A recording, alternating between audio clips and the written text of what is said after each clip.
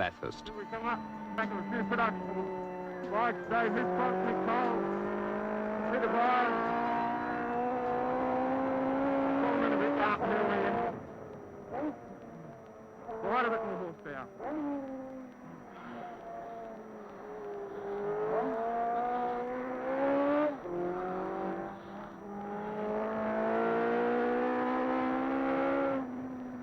Amazing how fast they get these production bikes around.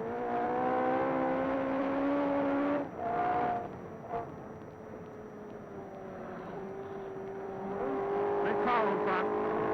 Nice smooth rider. Whip around the outside.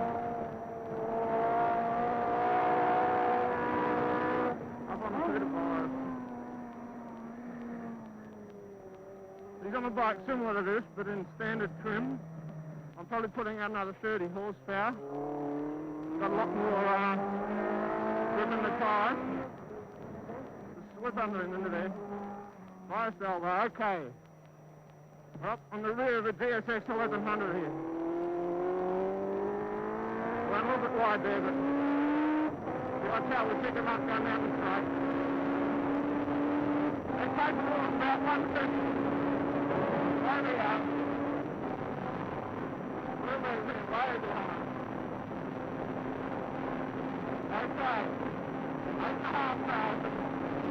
About 155. Where are we now? What's the word mark? Come on. Way back hard.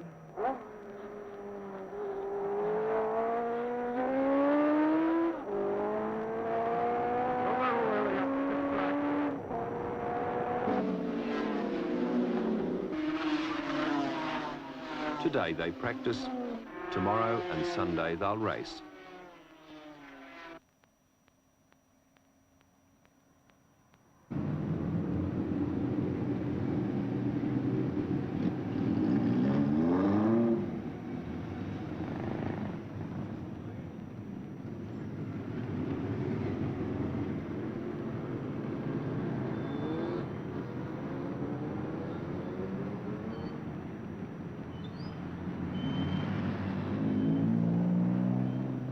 By Saturday, Bathurst's population has doubled. Today the racing begins, and whatever the local feeling about the descending hordes, there's the inescapable fact that every motorcyclist will need fast food, drink, and somewhere to sleep. It all means money for the town. Perhaps the motorcyclists do make the place look untidy, but you won't find many service stations or milk bars or pubs closing in protest.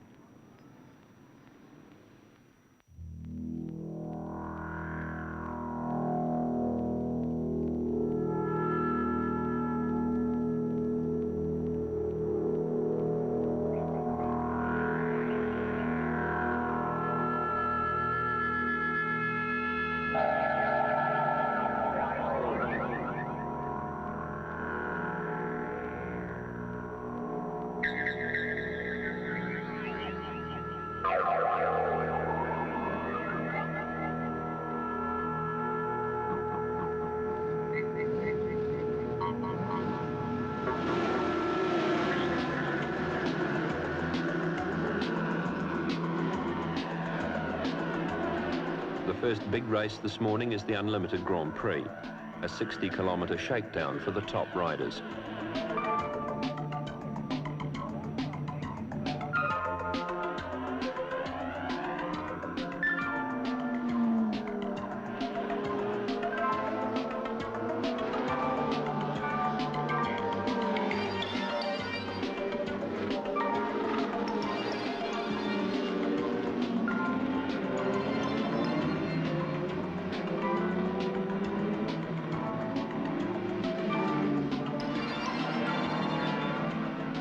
Slowing from 140 miles an hour, Coleman and Johnson nearly do it all wrong.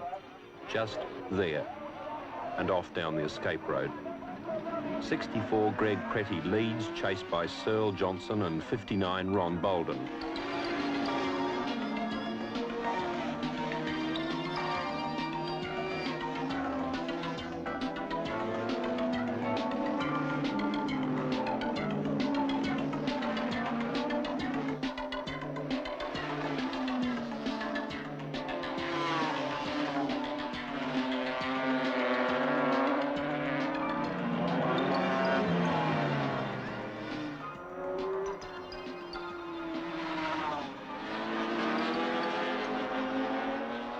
It's early days, and in this race, no one's really risking limb or machine. Bolden slows, and Pretty, riding well within himself, is just too good, two together for the rest.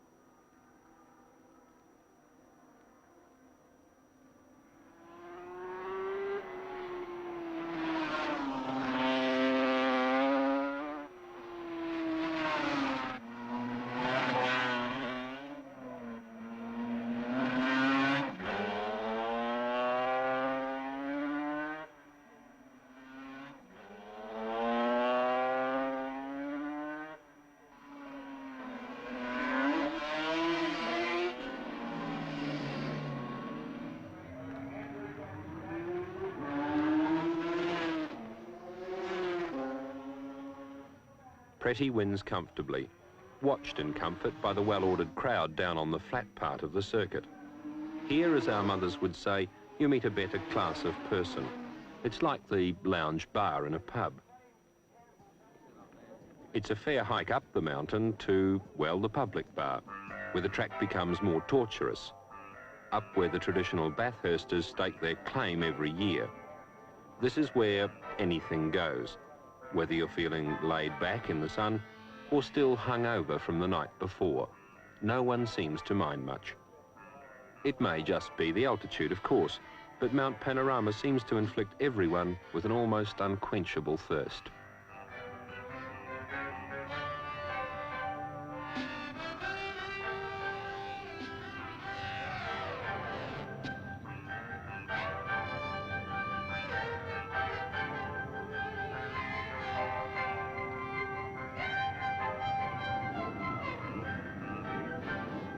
Early Saturday afternoon, and suddenly things become serious.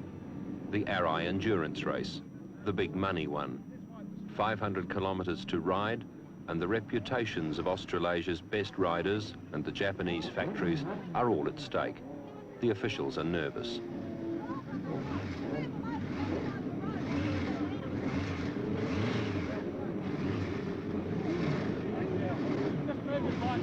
Greg Pretty looking for his second win of the day.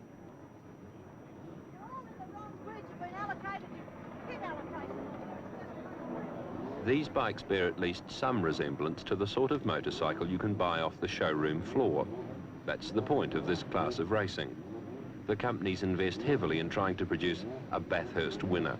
It makes good copy for next week's motorcycle press.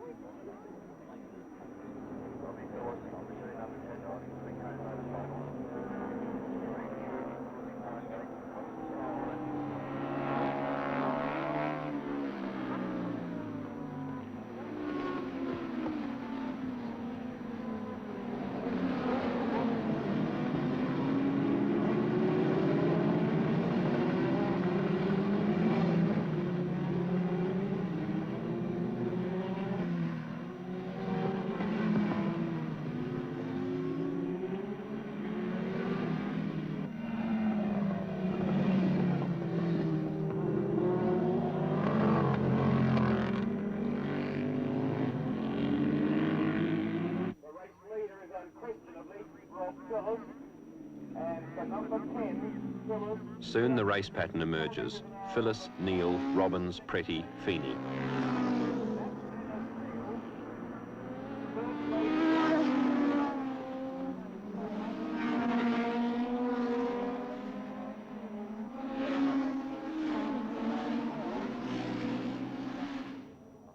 The opening laps are lightning fast. That's to be expected. But while the leaders keep up this pace, no one's letting up or settling down. It's not for the faint-hearted. Dennis Neal's Honda has passed Rod Phyllis on the Suzuki. Then it's Neil, Pretty and Phyllis. These three are beginning to clear out from the rest of the field, on whom the pace and the distance are beginning to tell.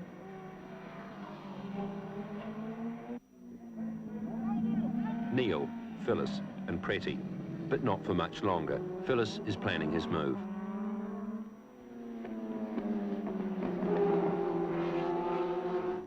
Coming into the front straight, the Suzuki slips under the Honda and Phyllis leads. Pretty watches and waits. Then it's Neil again.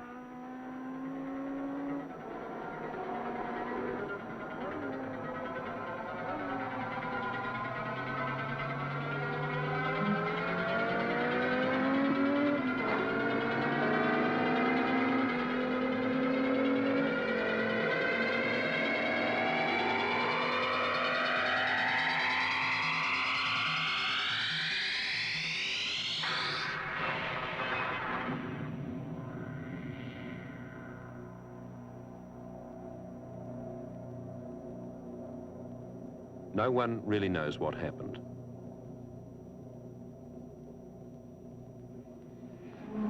When you feel very badly, I feel strongly whenever I see anyone go down. It's enough to make me want to stop riding. I was unfortunate enough to witness Rob Morehouse's death last year. But because of that, something good came out of it.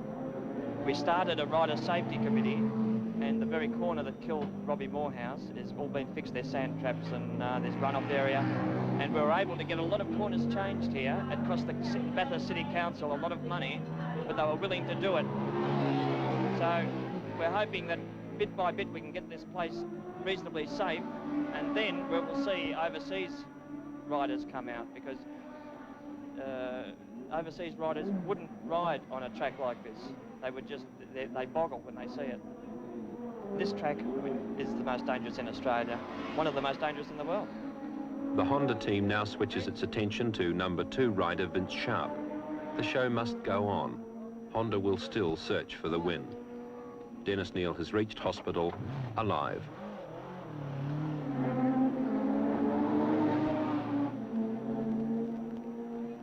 Now it's Suzuki and Yamaha. Phyllis and Pretty fight on.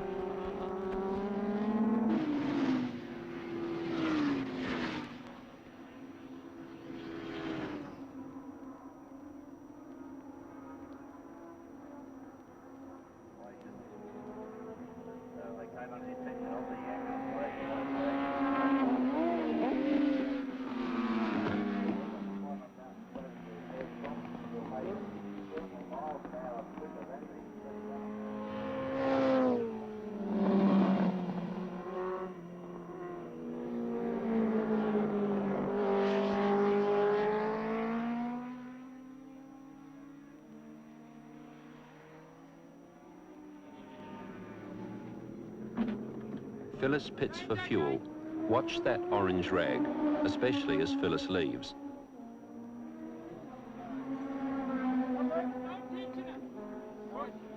You can just see a flash of orange as the rag wraps itself around the rear wheel.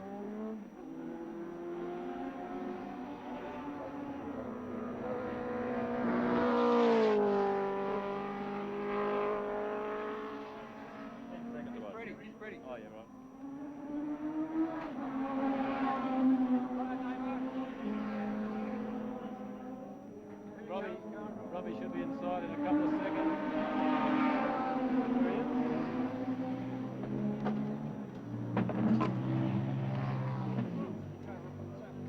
Spare a thought for the Suzuki mechanic whose oil rag has disappeared into the spoke of Phyllis's wheels. Surely 50 cents worth of toweling can't stop $10,000 worth of motorcycle. I'll never catch up. Run fast I can. All right, just keep doing it, Rob.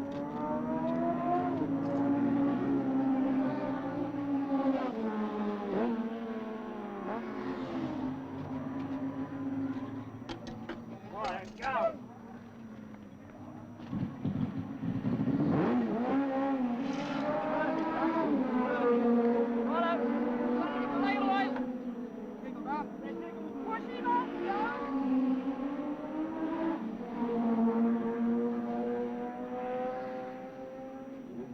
Pretty pits.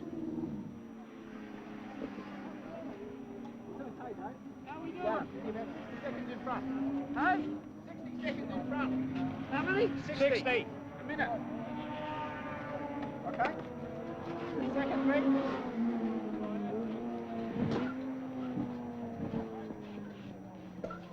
A moment of concern, the Yamaha won't start. But when it does, they don't see Greg Pretty for dust.